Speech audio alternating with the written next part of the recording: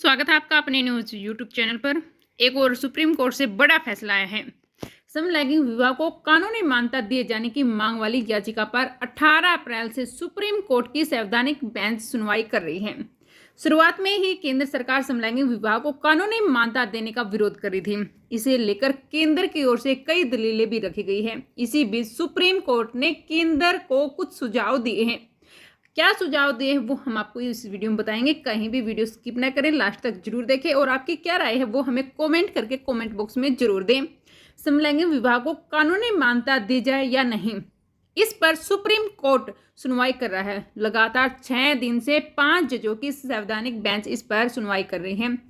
अदालत ने समलैंगिक ने शादी को कानूनी मान्यता दिए जाने की मांग की तो वह केंद्र इस पर सख्त रुख अख्तियार करते हुए इसके विरोध में है।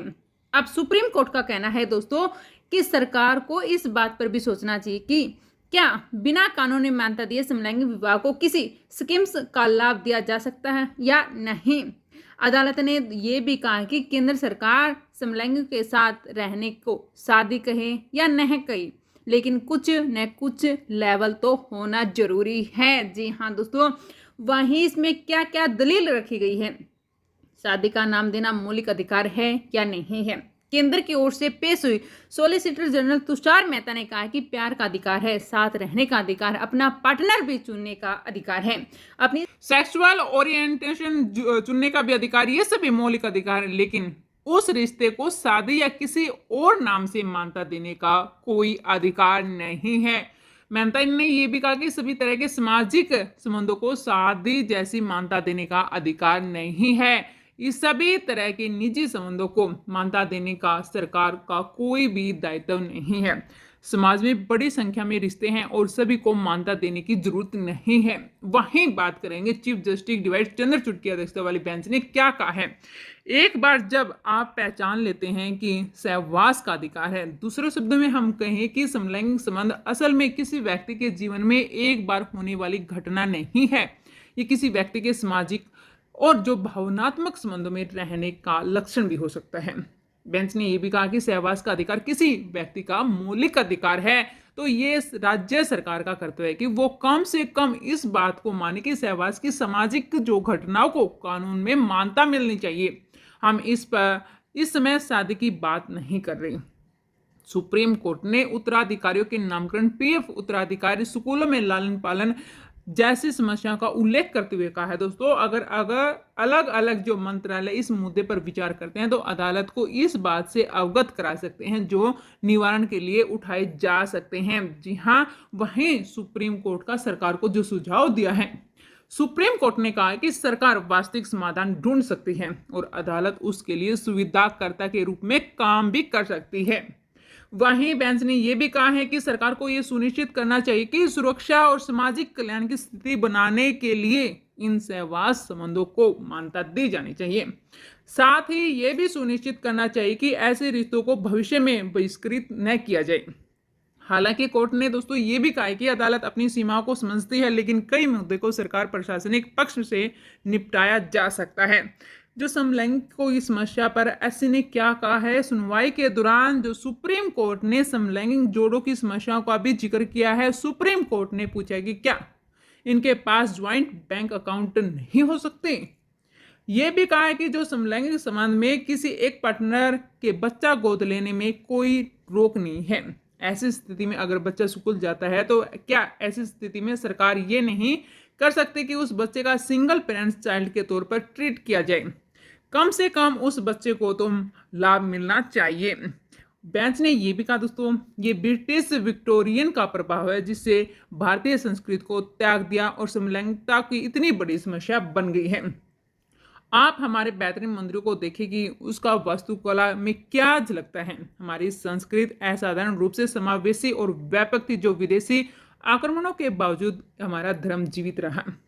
बेंच ने प्रिवी काउंसिलिंग के उस सिद्धांत को हवाला देते हुए भी जो कहा है, लंबे समय तक साथ रहना भी शादी की धारणा को बढ़ाता है। कोर्ट ने लेस्बियन और गे कपल को समाज में बुरी तरह से कलंकित किया गया है।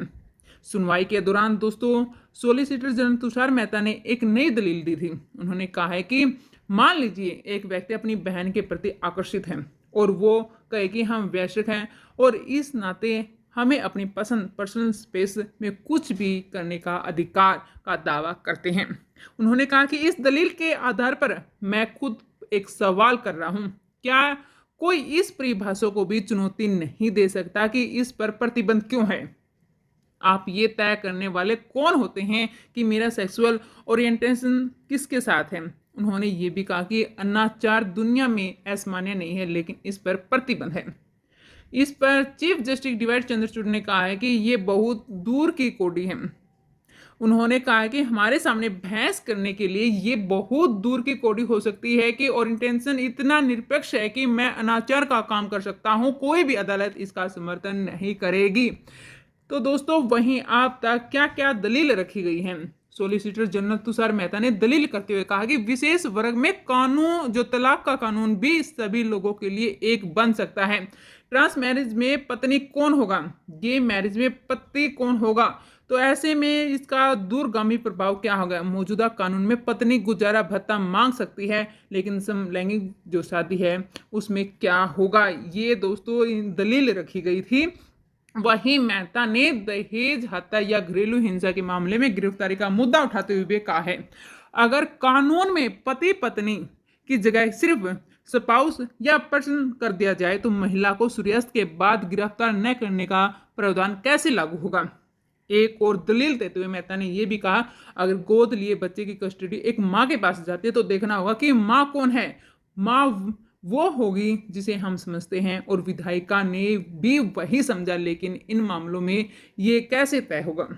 मेहता ने कहा कि सभी धर्म विपरीत जेंडर के बीच विवाह को मान्यता देते हैं। अदालत के पास एक ही संवैधानिक विकल्प है कि इस मामले को संसद के ऊपर छोड़ दिया जाए। जी हाँ दोस्तों, कि ये पूरा मामला है दरअसल दिल्ली हाई कोर्ट समेत अलग अलग अदालत में समलैंगिक विवाह को मान्यता देने की मांग को लेकर याचिका दायर की गई थी। इन याचिकाओं में समलैंगिक विवाह को मान्यता देने के लिए निर्देश जारी करने की मांग की गई। पिछले साल 14 दिसंबर को सुप्रीम कोर्ट ने दिल्ली हाई कोर्ट में पेंडिंग 2 याचिकाओं को ट्रांसफर करने की मांग पर केंद्र से जवाब मांगा था। इससे पहले 25 नवंबर को सुप्रीम कोर्ट 2 अलग अलग समलैंगिक जोड़ों की याचिका पर केंद्र को नोटिस जारी किया और इन जोड़ों ने अपनी शादी को स्पेशल मैरिज एक्ट के तहत रजिस्टर करने के लिए अधिकारियों को निर्देश देने की मांग की थी। दोस्तों, इस साल 6 जनवरी को सुप्रीम कोर्ट ने इस याचिका को कर अपने पास ट्रांसफर कर लिया गया। समलैंगिक की ओर से दाखिल याचिकाओं में special marriage act, foreign marriage act समेत विवाह से जुड़े कई कानून जो प्रावधान को चुनौती देते हुए समलैंगिक विवाह की अनुमति देने की मांग की गई।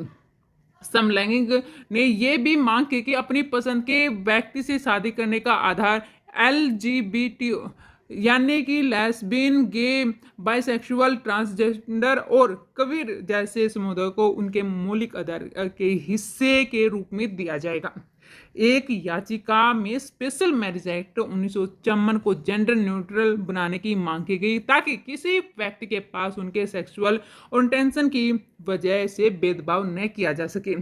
कौन कर सकता है इन पर सुनवाई? तो इस सुनवाई पर CJ Chandrachud, justice SK Kaul, justice Ravindra Bhat, justice Hima Kohli और जस्टिस PS नरसिंह की बेंच सुनवाई कर रही है। तो आगे क्या होता है, इस पर जो फैसला आएगा वो भी हम आपको जरूर बताएंगे बड़ी अपडेट के साथ।